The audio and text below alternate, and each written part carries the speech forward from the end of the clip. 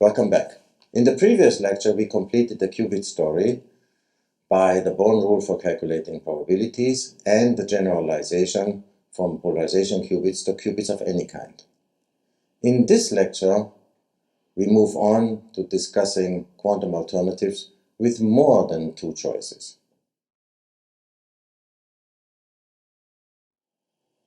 So, we had all these lectures on polarization qubits and then finally discussed that what mathematical machinery we develop for polarization qubits works just as well for other kinds of qubits. But of course, the situation of a binary quantum alternative is rather simple. We only have two outcomes of a measurement. In a more general setting, you would have a quantum system coming in and it is probed by an apparatus, and the apparatus can have many different outcomes, 1, 2, 3, say all the way to n. So there will be a corresponding formalism to describe that, and it's very similar to what we know for the qubits. So for the qubits, we would have basic alternatives that we describe by A1 and A2. Well, and that list now just has to be completed such that we have n different kets for the n different outcomes that we can get in such an experiment. And then, just as we had the quantity that we called Z or A, where we had A1, and then we were subtracting A2, and had +1 for this outcome and -1 for that outcome. We now can generalize this to having these outcomes labeled by numbers alpha 1, alpha 2, and then alpha 3,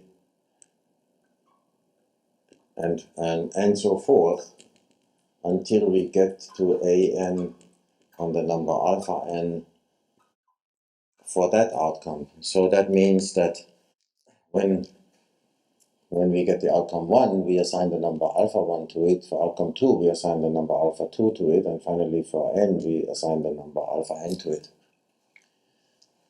And then we had for just two of those cats and bras, when we had the sum of A1 and A2, that would give us the identity. But now this has to be supplemented by adding in all the other cat bras.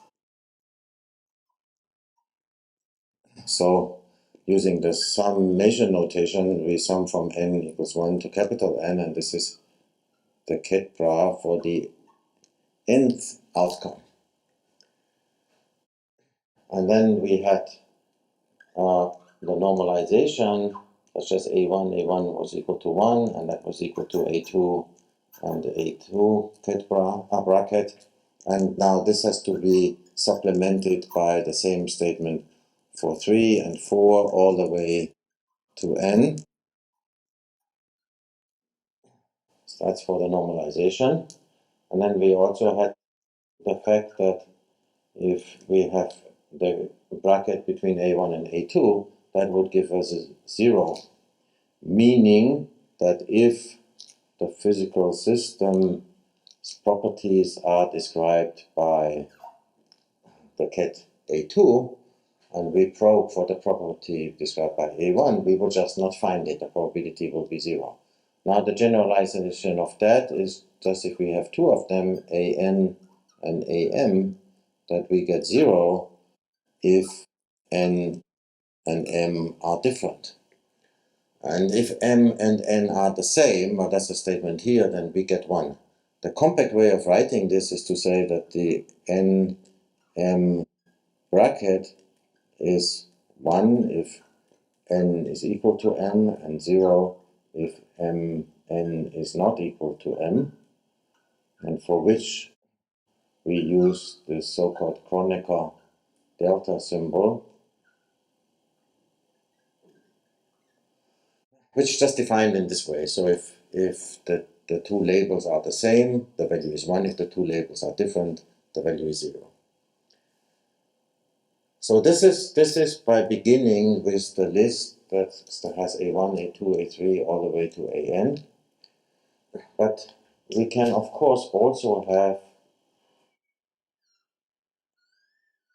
have another apparatus, an apparatus that doesn't measure the property A, but maybe an apparatus that measures another property B, where we have the corresponding kets B1, B2, and so forth, all the way to Bn, with the analogous orthogonality or normalization properties that Bn, Bm is delta n m, so it's 1 if they're the same and it's 0 if they are different. And then we have this sum of all the B ket bras giving us the identity, just like the sum of all the A ket bras gives us the identity. And then the property B that we are talking about, well, that would be something of this sort. And now let me immediately take a more compact notation where we have the number beta n to go with the property described by the ket and bra labeled by Bn. So there's a property A that we probe like this, and a corresponding property B that we probe like this, and again with n outcomes, but now we label them with beta 1, beta 2, and so forth.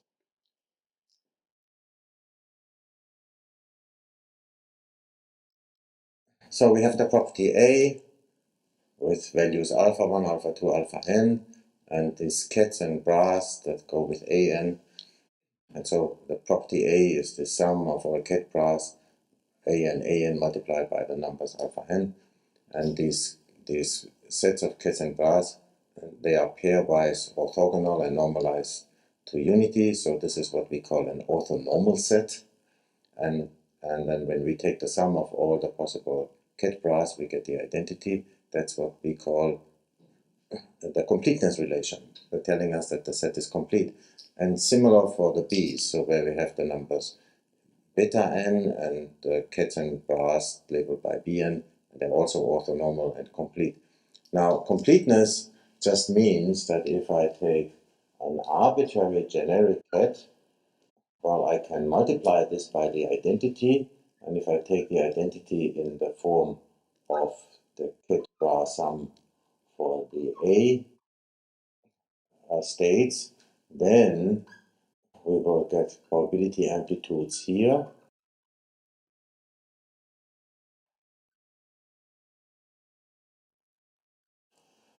And its generic ket is then written as a linear combination of all the kets of the type A. And since this sum is the identity, that just means that any ket can be written as such linear combination of the A's, and same for the B states. So completeness just means that any other ket can be expanded in those basic kets, the A kets or the B kets that go with a measurement A or measurement B, a property B. And so here we also have probability amplitudes for now the basis of kets and bras that go with B. Just like we have probability amplitudes here for the basis of kets and bras that goes with A. So we call this an orthonormal complete basis. This is also an orthonormal complete basis. Now, when we were talking about the polarization qubit, and then we needed a device that converted one kind of polarization, say diagonal, anti-diagonal, into vertical, horizontal, which we could probe with the polarizing beam splitter. And the analog of that kind of thing is a sum of ket bras that are made of kets from one basis and bras from the other basis. So let me call this quantity U, where the U stands for unitary. We call this a unitary operator, where operator simply means sum of ket bras. It's an operator because it operates on kets. So in this case, if we make it operate on the nth ket of the B basis, we get the nth ket of the A basis. And it also operates on bras. In this case, when I operate on the eighth bra from the A basis, I get the nth bra from the A basis, I get the nth bra from the B basis. So the unitary operator is, more generally speaking, the property that if I multiply this by its adjoint in either order, I get the identity.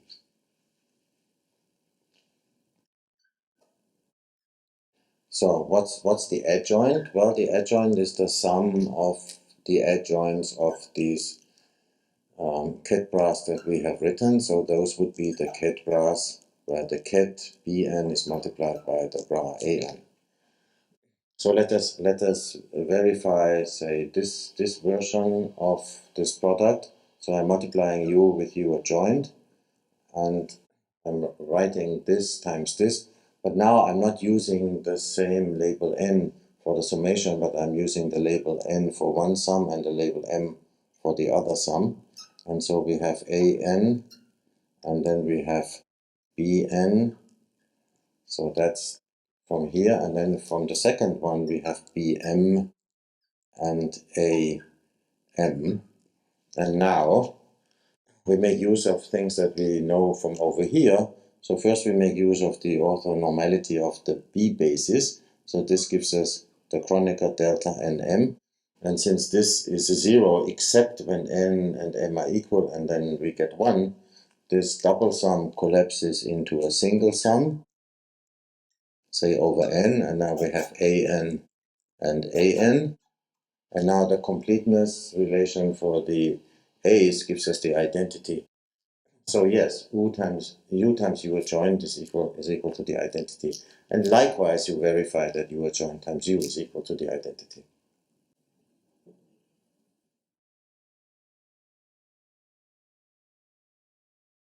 So earlier we had expanded the generic ket in the A basis and the B basis, and we had these probabilities, amplitudes that we get from these brackets. And now the Born rule tells us that the probability for finding the nth outcome, so for which I will just write probability AN, that's given by the square of the brackets that we form with AN and the generic ket. So it's just these amplitudes that appear here. And likewise for the probability of finding the nth outcome when we measure B, that will be given by the square of this probability amplitude. So let's verify whether it's true, as it should be, that these probabilities add up to 100%, that we get 1 for the total probability. And so let's just do this for the A probabilities. So I'm summing from 1 to n about all the possible outcomes that we can have here. So I have to sum the square of these numbers. And here we recall that squaring this complex number requires the multiplication of the complex number with its complex conjugate, which I obtain by interchanging the roles of the bra and the ket in the bracket. So now here we have all the ingredients of this completeness relation. So let me make this more visible by collecting everything that refers to the A basis,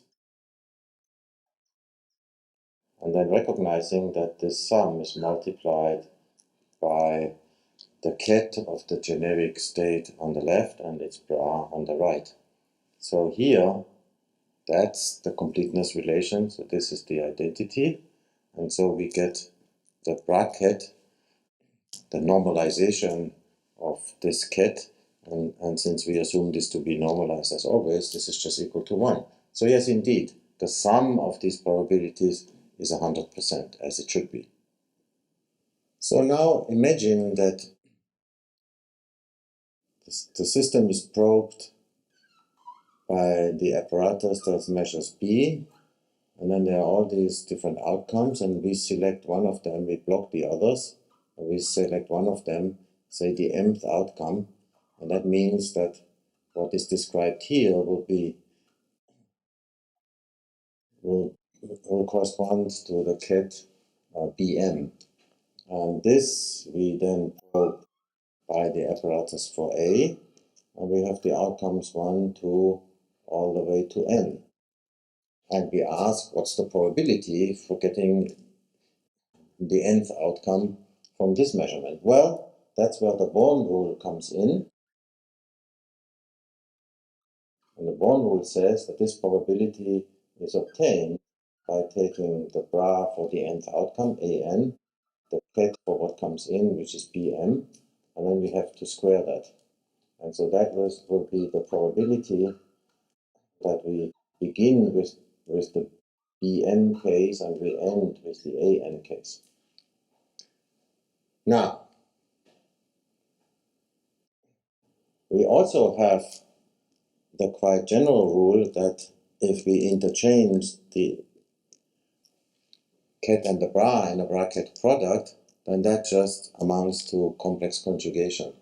So if I do this here, I get, rather than an bm and bm an, so this is the complex number that we begin with. That's the complex conjugate, which I obtain by interchanging the roles of the ket and the bra. But now I can also interchange these two factors and then get bm an and then an bm. And this is now actually the absolute value of bm an squared. And that's the probability of beginning with an and measuring b and finding bm. So we have two probabilities which are equal. So this second probability does not refer to this kind of experiment. It refers to the experiment where something comes in and we select the nth outcome from the A apparatus and feed this into the B measurement, and now ask what's the probability for the mth outcome of the B measurement. So here we select a particular B state and check what's the probability for any one of the A states, and here we select a particular A state and then probe with the B measurement. Let us check something that must be true. Let us check whether these probabilities sum up to 1. So here we have the probabilities where we start with a particular bm and we get all the different am's as different outcomes. So if I take these probabilities and I sum them over all possible outcomes, which is the sum over n here, well, that's the sum of this kind of expression. It's the sum over n on n, and then we have the bm an bm. So remember, this is equal to that. And so here you have the ingredients of the completeness relation for the A states. And so that gives us the identity, after which we are left with the bm bracket, and that is equal to 1. So yes, if we add up all the probabilities for this kind of measurement, the total the total probabilities, the sum of all probabilities is 1, is 100%. And likewise, because of the symmetry that we have just discussed, it is also true if I sum over m from 1 to n, and I now look at the probabilities where I begin with an and end up with bm, so that probability is also, the sum of probabilities is also equal to 1. So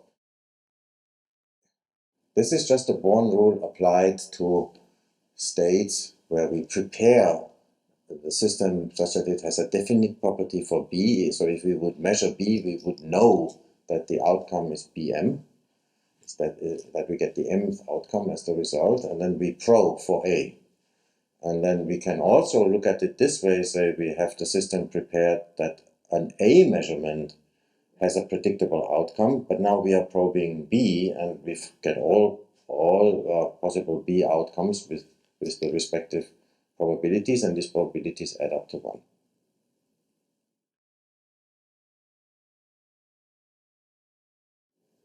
In summary, the qubit formalism of the preceding lectures, including in particular Born's rule, is easily extended and generalized to quantum alternatives with more than 2 measurement outcomes. The complete orthonormal basis of Katz and Brass are central concepts, and so are the unitary operators that convert one basis into another. In the next lecture, we will consider a system made up of 2 qubits, where we have 2 times 2, that's 4 different outcomes of the measurements.